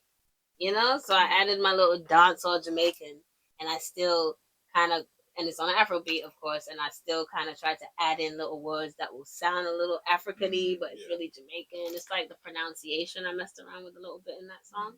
But it kind of came about as a freestyle at first, and then when I played the little snippet I made to Villa, he was blown away. He was like, oh my God, yes, I need it. And I was like, really? I'm not even finished. This is the concept. And he's like, no, this is it. And I'm like, all right, okay, say no more. I got you. And then I just continued to compose it in my brain. And every time I heard the beat, like I said, I have this little app on my phone. I would use my headphones and put the beat on it. So it's like I have the studio in the palm of my hands, really. And I would just press play, stop, do a little part. Once I would be walking to work sometimes and I hear something and I'm like, and then I will put that part in. I would, whatever I hear that comes, I could be in the kitchen cooking and I'm like, oh, I just go to the app and press record to add on until the song is complete. And then, we went to the studio, Voice Stream Studio, and we ended up recording it. There's an awesome engineer, producer named Stax. He's the one that actually bust Jada Kingdom. He created that beat, the banana beat. So he's so amazing at mixing and recording. He's just like, blows me away. So he was the one that recorded me. He just knows how to work with you. You don't really have to talk. It does sound nicely mixed. Like that's nice. Well, it got mixed after Stax recorded me by somebody else. I forget his name on my Instagram as well. And he actually hit me up and he's like, yeah, it was so fun mixing this song. And I'm like, oh, thank you, it was you. Yeah, I'm still getting to know everyone. And I want to take it back for a second because something just dawned on me. Because all right, so you said Sha Money Excel, right, in the Gina thing. Is that what made you do the cover for December? Oh, I actually just loved. The song? That was before I met CT and them. That was Okay. that December thing. I was a teenager. I was like Oh, so that in my that aunt's. aligned. Yeah, yeah. It's so funny. I just like that song by Olivia. And I just felt like, oh, I want to sing it. It was about vocals for me. It was like, a feeling too. I was a teenager at the time. I'm like, our age or something. And so that song really hit me. And that's why I want to sing. And my cousin at the time, she's like, come on, we've got to record you because I feel like you need to be YouTube famous. Like, it was young and stupid. And so I got myself together in my aunt's living room and then she just recorded me. And I think I sang that song twice. Yeah, I saw One yeah. when I was sitting down because we just couldn't and then get one a you were good. standing up. Yeah, couldn't get a good one, and I was so unsatisfied with my vocals. Everything was just off for me. It So sounded good. I think it was just that was like the equipment was just yeah, that was it. Yeah, it wasn't that bad, but no, I liked yeah. it though. I liked it. Thank you, thank you so much. 'Cause There's I another remember that embarrassing song. video on there. I might have saw it. I went through a lot. I think it was another one of Olivia's beats, but it sounded like a London garage type of beat, what you lot would call the trap music now, like what Pop Oh, Smoke used to be on, but we used to call it like garage. We call that garage music in London. Say it again. Garage music. Garage. Garage, like the garage, but Okay. garage music. I don't know why we used to call it that, but that's the trap sound. What's the other one?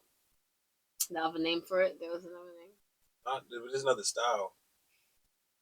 I can't even think about it. I I gotta call my cousin. I can't even think about it. Yeah, but there was a beat that came on from their playlist, and I was like, why does Olivia have this type of beat? So I started rapping like my London rapping. It was so stupid. You rap too? I have a song called "We Could Talk." I don't know if you saw that video. I hated it. It was my first video that I did about 4 years ago. We did. 4 years ago, but I'm kind of rapping on that song. I didn't hear the rap part though. Yeah. Maybe it wasn't paying attention. So we could talk. Yeah, exactly. You definitely singing on it. I hate that music video. It was my first music video. It was just like. Were you in the tub and everything? Yeah. Like that? Okay, yeah. There was one. girls speaking in the beginning. Mm-hmm. Yeah, I remember. I hate that. I wanted them to take it down, but it's like it already went up, and I'm just like. I like sign language. Sign language with that's who I came to the studio with All Purpose. Yeah, that was a good. That was his song. Where's he from? He was born in Jamaica too. He lived. No, I like that song. Yeah. That was a good song. That's his song. And then how you guys went back and forth. Yeah, I like that. That was because we went back and he's like, "You need to put a part on this," and I'm like, "Okay, cool." And we song together. It was fun. It was cool. Shout out to All Purpose, by the way. And speaking of the last song, wait, so did you do any more music videos? I have not.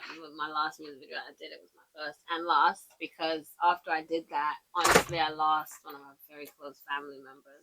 Sorry to hear that. And yeah, it really broke me, and so I just kind of tucked away from the music. This family member, he really loved my music. Like, he was my number one motivator. He used to want all my songs. He has a song that I recorded when I was in England. He had all my stuff, and he used to tell me, "You have to pay me to get these songs because you're gonna be famous one day." So, and I used to really have to tug at him, like, "Just please send me these songs on your flash drive. I need to hear." When I was like 11, 12 in London recording, there was a song I made up with all my friends. We kind of compose it together, but I obviously put most of the words together, and then we split, and they didn't take our little band serious. And of course, I was a dreamer, a big dreamer. I wanted to be a singer, so I put the song together, finished it myself, and my uncle heard it, and he was like, "This is massive. This is big. Like, Vazasha, we have to get you to the studio and record this." I'm like, "Okay." So here I am going to the studio at like 11, 12 in London, and it's a beautiful song. My voice, it's matured since them times, but I still had a really nice tone back then to just listen to the words that I put together and the meaning behind it, and just, it's a deep song. I would really love to actually redo that song from when I was little. Yeah, I would redo a couple songs. Yeah, I am. I think I'm going to for sure. Definitely. Yeah. And maybe more videos, because you're an act. I mean, you're not an actress, but just your personality. You I can see. No, it's good. I can see you could bring your songs to life. Yeah, I be getting shy sometimes. I don't know. I want to. Yeah, I have a lot of visuals in my brain, but sometimes I get so frustrated. Like people will not allow me to get there and put it out to see it come to life because everybody, when you're in a room full of people and Creatives. brains and creatives, it's like everybody sees their thing as it, and it's just like I've learned to really chill and let people do what they do because I hate disappointment. To be honest, I hate to be disappointed, so I'm like, Vazasha, don't set yourself up for disappointment by setting your expectations high and like thinking these people are gonna hear you out. Let them run it, let them do what they're doing. But some of the times I'm not satisfied with what they're doing, and I don't want to come off as a fuss pot. Yeah. So I'm like, don't be too fussy and just let it go. But I'm learning to like speak up more because I rather have spoken up about something that and have it turn out a better way than to just let it slide and then it's like, I'm not happy about stuff. You know what I mean? Yeah. And sometimes, because bring it back to God. Sometimes what happens, like if you same thing's gonna keep happening. Yeah. Until you fix it. Mm-hmm. So maybe you definitely should speak up a little bit more. I am going to because and you got a powerful voice. Thank you. People have made me feel like I don't know. I'm intimidating, and I don't like that. So I like don't be intimidating. Don't be soft. Be. It's finding that balance. It's like when to speak up and then when to shut up. Because I'm like that too sometimes. Like it's like, all right, shut up. Yeah. Like just shut up. And then sometimes it's like speak up, like and express how you feel. Yeah, I think people only call me intimidating when they want to be thing over me. Like, and I think it's probably because they don't expect it too. Because like you said, like it's like all right, like, whoa. Yeah. That's how it be, and I've tried to balance it, like you said, and just like know when to be quiet and just let the men be the men. Let men be men because I am a woman, and so I grew up with a man. My father grew me, and so I do have that militance to my personality. And I have to learn how to balance it but the Bible also tells you like women wives are to be submissive to their husbands, not to some random dude that's out here trying to gain control. You know what I mean? So that's why people get things confused. Like when I get a husband, I am gonna practice being submissive, and I am gonna be good at that stuff. But in the meantime, when we're out here in the world, we have to learn how to be, mindful of things and just vigilant in these perilous times and make sure that we're not like getting confused, getting wrong and right confused. And we're also not being manipulated and forced into doing things that we know we don't belong at in places where we don't belong. So I've learned that the Bible says husbands love your wives, wives.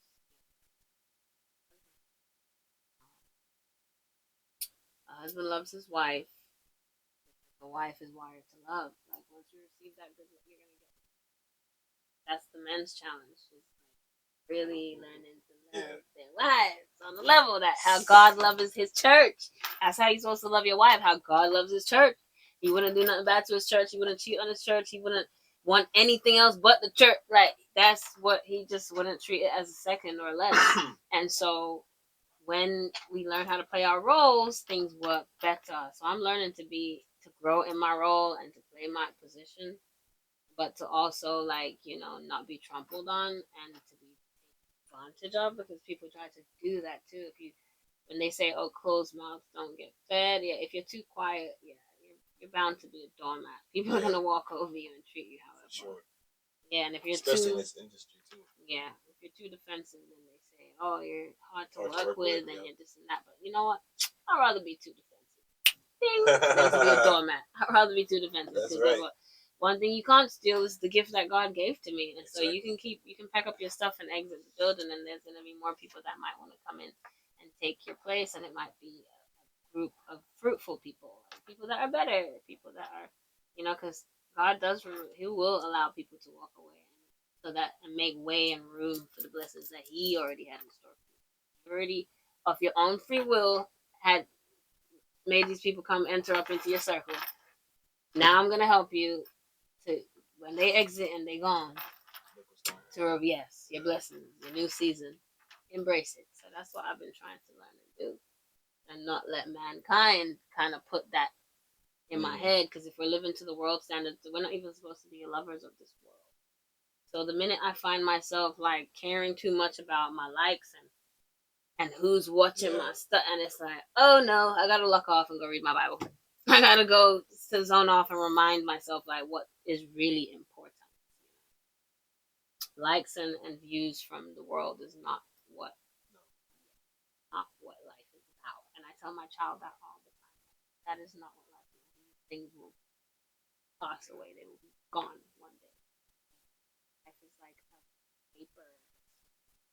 The Bible tells us God is already letting us know, like beforehand. You guys might think, life feels like forever, but it's really a vapor. It's there and then it's gone. We have to really, very quickly. So we have to hold on to moments and be meaningful in things that you do. It's always good to be meaningful. And other, you're just doing it. Yeah. But what's the point? There's no substance.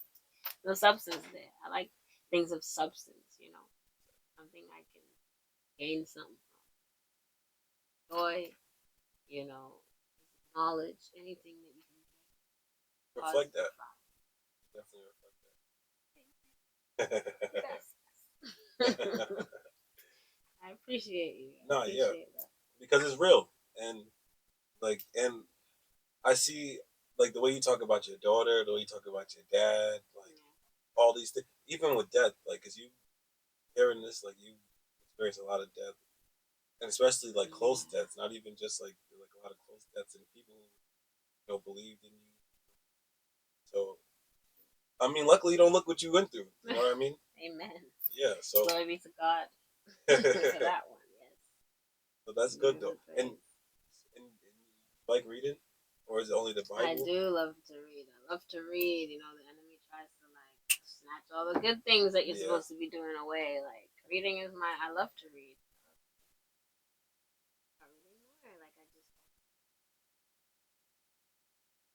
I opened the first page and I was getting into it, and then 1,000 things happen, and then so I need to make time to sit and read more often because I do. It's good. Good for the mental. It really is. It's therapeutic, and I always encourage my daughter to read.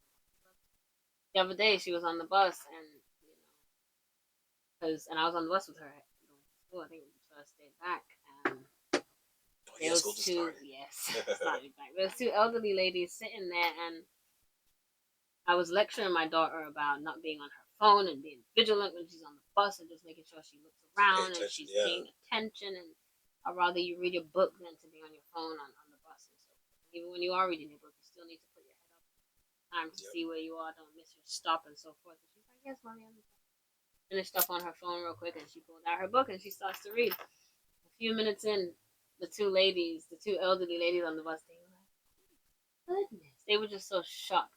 And they felt so joyous to witness a child instead of just being on her gadget and doing what all the other children are doing in their sight.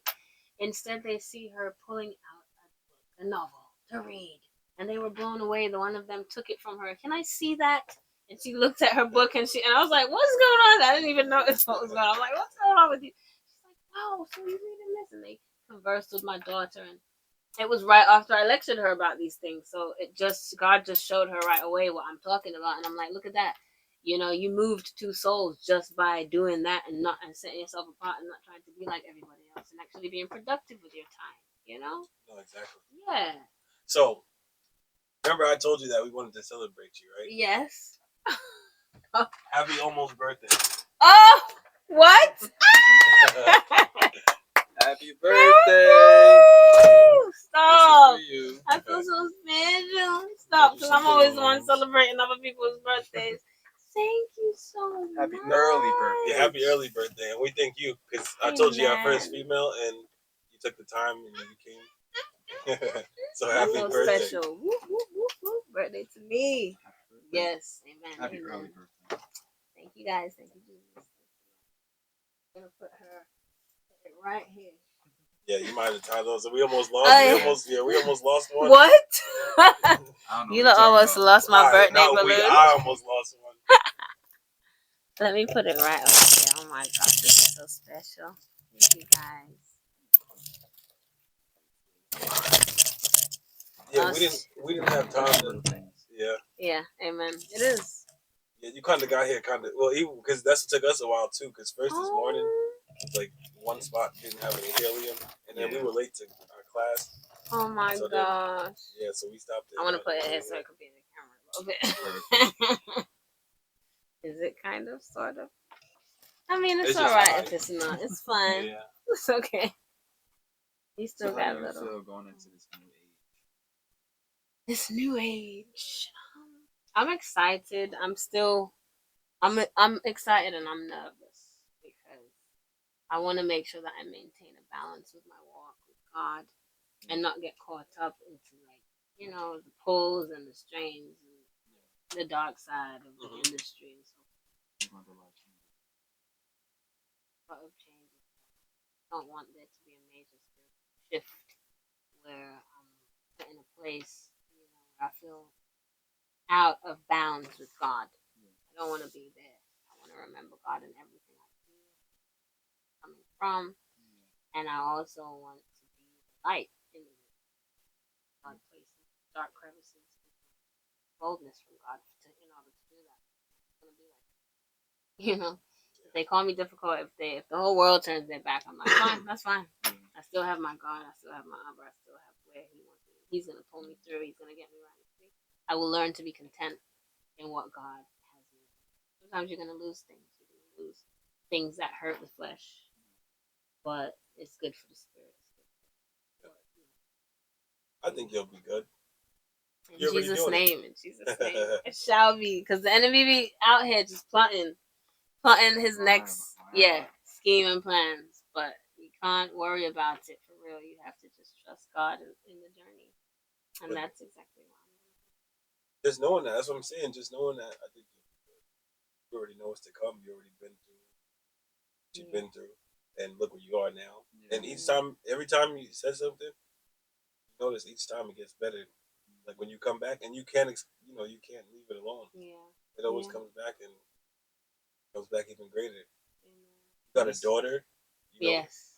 Blessing. Big reward from God. That was a big reward. A little bit of your story. I just met you today, but I can hear it. It's there. I wish to be around more souls like you guys, because not everybody's gonna be like this, Yeah. And they could be one thing in front of the cameras and I just want to say I appreciate the energy, vibe that you bring. You're comfortable. You lot are obviously in it with your heart. You're caring souls. Feel that you care about the things that I say. I always tell people I study people, my friends, and you don't listen to me, and I see if you listen, and I know, and you don't care. You're not really here with the heart. Leave me alone. So that's how I am with people, because I'm the type I would sit and I would listen to a person's burdens and things. Lately, I've been running away from everybody's burdens because I'm like, I've been taking too much. But then God will remind you, we are to be there for one another. Somebody's going through it. Sometimes they just need you to be there, even if it seems like they're complaining on the run, and it's just they just need you to be present. Not doing it necessarily for mankind. We're doing it for Him to be pleased. Especially going to be upset about that. Deal with it. It's about discipline. Obedience. Yeah. I'm learning that. I gotta be more a lot of areas. Yeah. Get older, you see it. You see these are areas. Yeah. Discipline is big one. Some people don't like to admit that are stuck in their old ways. Oh, I grew up like this. And it's just me. Yeah, it's it's not have to just be you because you've allowed it to be you for this far, this long. Yeah. You can change things. Our ancestors what they learn from things. I tell my daughter that, honey, yeah, I know I'm your biggest role model, but never be me. I'm me, and you're you, and you're amazing. Be your own person. God wants you to be, so that you can inspire somebody else down the line. I'm not perfect, sweetheart. I don't have it all put together. So some things I might miss that you might catch, and I'm honest with you on that level. Don't want to think I'm a parent. I'm perfect. Yeah. I'm big. You're small. I'm smart. You're treat my daughter like a human being, and let her understand, like, if I'm punishing her, I don't want to do it too harshly and stuff. Yeah. I let her know. There are times I get real sturdy with her. The Bible says, "Do not spare the rod and spoil the child." Yes, spare that rod and spoil the child, because the child it'll be bad for you in the long run. And then people get mad at their children. It's like they got that from you. Yeah, literally, you're their first teachers. Just like how you could end up being their first bullies. Careful with how you send them up.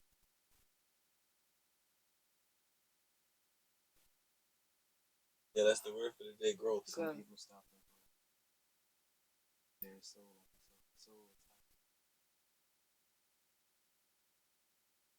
not supposed to know what's wrong. And along that path, you learn a couple things. You might get molded a certain way, you might do things differently by the time you get to the other side. Yeah. I am very afraid. I'm not gonna lie. At certain things, like, and fear is a part of it. Right? Yeah, I be scared for change, and like I'm the type I've been at my job for 10 years, like, and it's not like some job that's making me so much money that you need to stay here for this long. It's like just because I was so afraid of what could be on the other side. So I would encourage people to like not be like that. I try to tell my daughter, don't be like me in that area. But then, in order for me to prove that you don't have to be this way, I have to do it myself. I have to lead by example. That's why I try not to slap myself when I'm speaking like that. Like, girl, just do it, and then she will see. And rather than this, it will be more about action, and she will start to follow. If she sees me chilling and I'm like giving up on a dream, on an idea, she'll do the same, and then I can't turn around and then be mad at her and be forceful on her, because it's like you have to do it. Follow. So she teaches me a lot, having a kid. Yeah. But then we learn from our parents too, because remember, sometimes we have to be their teachers, and it's like, it gets crazy. Yeah. Cycle. Yeah, that cycle. Circle of life. Mm-hmm. Yeah, and our parents lacked a lot of like one-on-ones and sit-downs and heart-to-hearts, and we have to get back to that, where people can sit and actually converse about things, and it's not scary to look me in my eyes and speak with me, unless you have all this guilty conscience going on, and you're like, we have to just learn how to face reality sometimes and understand that we're not monsters amongst each other. There is a way to resolve things just by like expressing how we feel towards one another. Hey, you did that earlier. You said this earlier, and I don't know if you meant it like this, but it kind of made me feel like that. And then we can talk about it. If I didn't mean it, well, yeah, I was upset earlier. I'm sorry, but that's why I said it like this. Or, oh no, I never meant it like that. And then it's like, you just come to some sort of understanding, and we learn how to trust one another in coming to each other with our problems and speaking. Because the Bible tells you that too. When if your brother offends you, you go to him and you talk to him about it. Like, hey, and if he denies you and makes it seem like I didn't do nothing, you bring 2 or 3 witnesses. The Bible literally gives you the blueprint how to handle these issues. Bring 2 or 3 witnesses, because now you're telling, hey, now it's like a mediation. Hey, you have a third party to hear both sides of the story in a sense. And if your brother is still not hearing you and rejecting you, you bring it to the priest, you bring it to the pastor, you bring it actually spiritually and on that level, actually work it out anyway. And King Solomon, he was one of the wisest of them all. And they used to bring problems to him, and he would have the wisdom in order to like decipher and just understand and like come to a solution for the people. And there was a story about the 2 women that had the babies, and one of them ate the other woman's baby, and it was time to eat the other one, which they agreed upon. No, it wasn't that one. It wasn't that story. It was a story about a baby. 2 women had babies, and one of the babies died, and the other woman stole the other one's baby and was like, "This is my baby." She's like, "No, your baby died. That's my baby." So they brought it to King Solomon, And he said, well, why don't we cut this child in half and you can have half in the other. And the woman said, no, don't cut the child. And one was saying, yeah, let's go. So he knew the one that cried out for the child, that's the mother. That's the mother. So there's just like, it might seem like, oh, that's so simple, but back then it was big wisdom to be able to do. Even now, it is deep. Yes. So it's like gaining that wisdom, asking for that wisdom, that knowledge from God is a big thing because it helps you to kind of get through situations. You're not just going off of what the flesh will cause somebody to, and that's the enemy really playing on. That's what happened in the Garden of Eden with Eve. You know, the serpent knew he couldn't approach Adam on that type of level because Adam had certain knowledge. He was aware of certain things more than Eve was. So he knew the weaker person, the weaker link to go to would be Eve, to just try to get into her brain so she could have that ripple effect. She could get to Adam for me, you know. I can't get to him straight, but she could. So that's how the enemy comes to use the mind. If he doesn't trick our minds, and the enemy can trick a mind so much to let somebody think their life is over. Like, nobody loves you. Go jump off of that building. God forbid, you know? The enemy really comes into those thoughts. That's why we're to guard our hearts, and we're supposed to be careful what we let into our gateways, which is our eyes and ears. We're in. Gotta be real careful with it because then we have to play upon our weaknesses. False thoughts.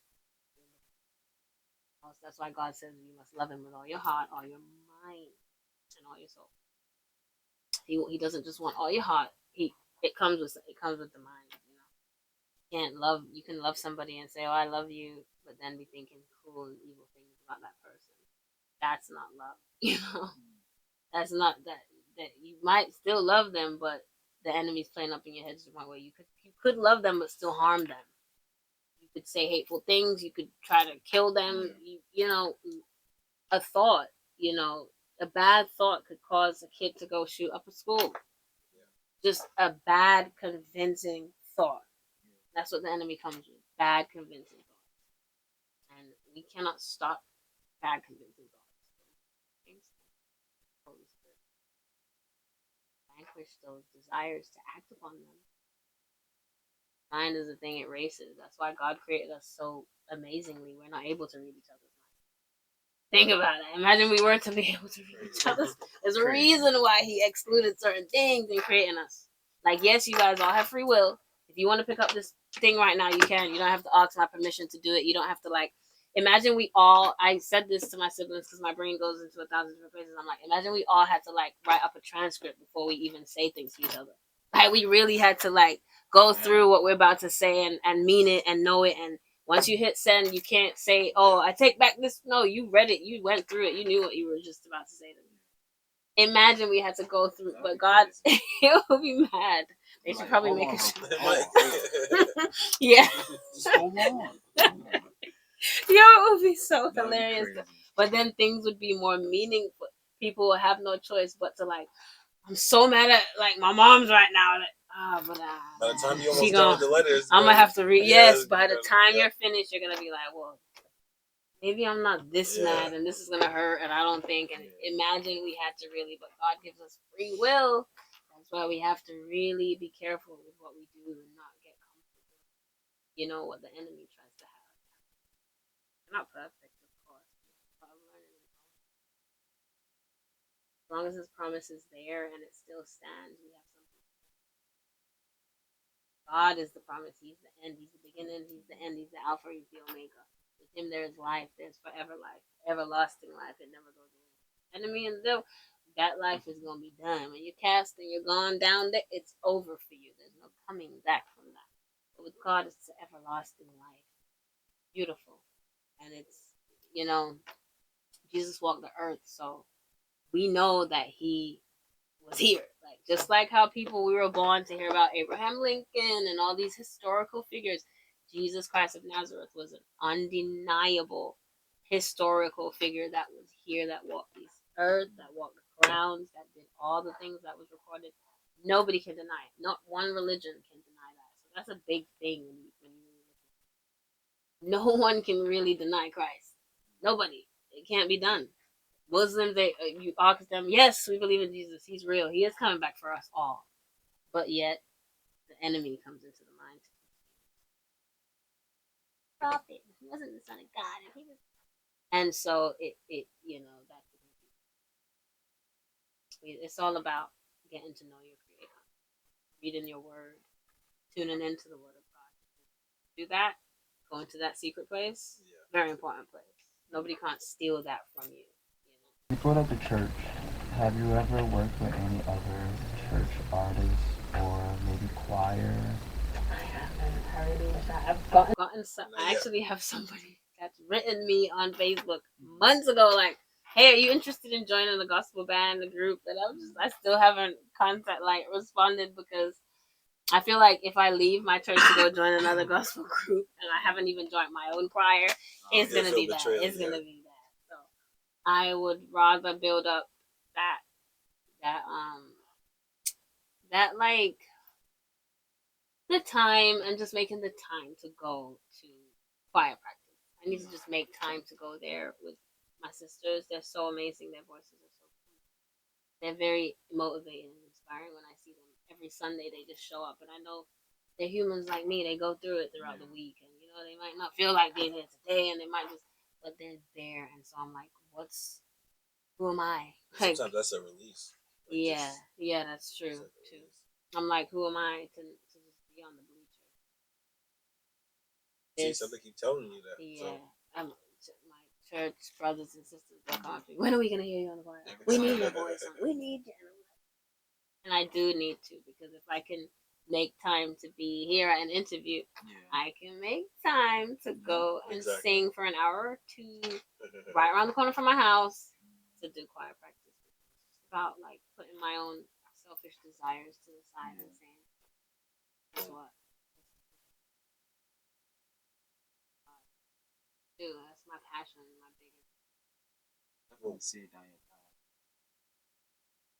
I have so much gospel music on here. And those harmonies are gonna sound nice. Yeah. And plus a lot of the music, like the singers that we spoke about, a lot of them, that's where they get it from the church. Like, yes, yeah. A lot of our greatest singers, Whitney. even if you come from a different religion, it originates most. Can't wait. Sound, it's that profound sound. And you can feel it, just the feeling. Yeah, worship music. Oh my God. Yeah, Saturdays and Sunday, like me too. Like I got playlists. I try not to. Even my mornings, like, I don't like listening to certain things in the morning because it's just like it's too much. Yeah. I want to start off feeling good. Why should we be sitting down listening? People talking about their bodies and what their bodies can do, and just girls shaking it, and it's like, is there anything? They like, just make you make that stank face. Like, come on, sweetheart, you haven't got anything better to talk about. It's 8 a.m. There are children in the room. Yeah, it's too much. It's like, who could be the most raunchiest? Who could be the most? Music is a mood, like you said. It's a mood. And like she said, sometimes the enemy, because sometimes a lot of those females don't write their own music, so it's like someone speaking them. And so, it's the spirit. Remember, it's all spirits. Everything is the spirit behind it. Everything we do. Inviting somebody into your home, everything we do, because we are spirits. We're spirits that dwell in a body. We're in a coat, and the coat is the body, and we possess a soul. So even God Himself is He's the ultimate spirit. And when He wanted to come to the earth, because you're not to roam on this earth without a coat, He found a coat. His coat was Jesus Christ. So that's why Jesus is God, 100% God and 100% man. That was just our Father who art in heaven in the fleshly form. Just like how we're spirits and we have our fleshly form. We're in our fleshly form. People don't understand it. They're like, oh, how is God? And that is what it is. And so whatever we do is build the spirits behind it. The bad that comes from the spiritual wickedness. Blood, which means when people are being evil, and it's usually a spirit behind it. Their spirit. Like Dennis Brown? Oh, I love Dennis Brown. He has this song called Feel the Spirit. Really? You know I gotta listen. I know it, but from the title, but yeah, because it's called something. Because they name his songs different titles. Yes. Oh man, Feel the Spirit. That song. I gotta listen to that. I love Dennis Brown. I love Dennis Brown. My dad used to love Dennis Brown. Yeah. I like Should I? His song. Oh, Should I? Yeah. Faith in you? Oh man, I love it. If you look at he sung with so much emotion. Yes. Yeah, I love D. Gosh. And they didn't have to do like too much yelling and they just had this soul in them, like this soul behind their voices. Luciano too. Oh yeah. Gosh. But you listen to some good tunes, man. You got the soul in you. I love that. I love it. Sure. He was just out here too, and I didn't get a chance to go. Me too. I didn't get a chance to go meet him. I would have loved to meet Luciano. Next time. Next time. We definitely gotta go. We have to. That would be a blessing to witness live. Well, we thank you again for coming through. And we definitely gotta do this again. We Yeah. definitely gotta do this again. This was such a pleasure, such an honor. I'm hyped, like I'm excited. My first interview and I got a nice little gift, and you guys are so sweet. I really appreciate it. Can you tell everybody where they can follow you and where they can hear your music? My Instagram, yes, I've got Instagram. It's my name, Vazasha Peters. We're not making it complicated anymore, and that's Vazasha. Don't forget the Z. Call me Vazasha all the time, but it's Zasha. Yeah, and I have TikTok as well. I think my TikTok is my name as well. I'm terrible at this social media thing. Just bear with me. I'm getting it. We got you. We gonna put the links in there for you. We got you. I gotta get my TikTok, all this stuff put in and up and running together, and then I'll be able to tell you. But for now, my main place that I'm at that you can find me is on Instagram right now until I expand and go all over the place. You can find some of my songs on YouTube. I was gonna say, what songs should they be checking out right now? I Need Your All. Yes, it is out. It's been released. It's on all major platforms. So don't be afraid to press play and let me know what you guys think. Yes, just type in my name into any of the search engines. Vazasha. And the title of the song is I Need Your All. Yeah, it's about love. It's just about that real love, not the fake kind of love. So, no part-time. No part-time love. It's that full-time love, the real unconditional type of love. We're not settling for less this year, ladies. So make sure you run up that anthem. You heard? All right, thank you. Yes, thank you, guys. It's a wrap. Yeah, that was great. I enjoyed it. It wasn't that bad. It wasn't. I'm a natural now. No, you are. We all are naturals. Oh my God. My daughter too. She gave me a pep talk. She's like, "You're amazing."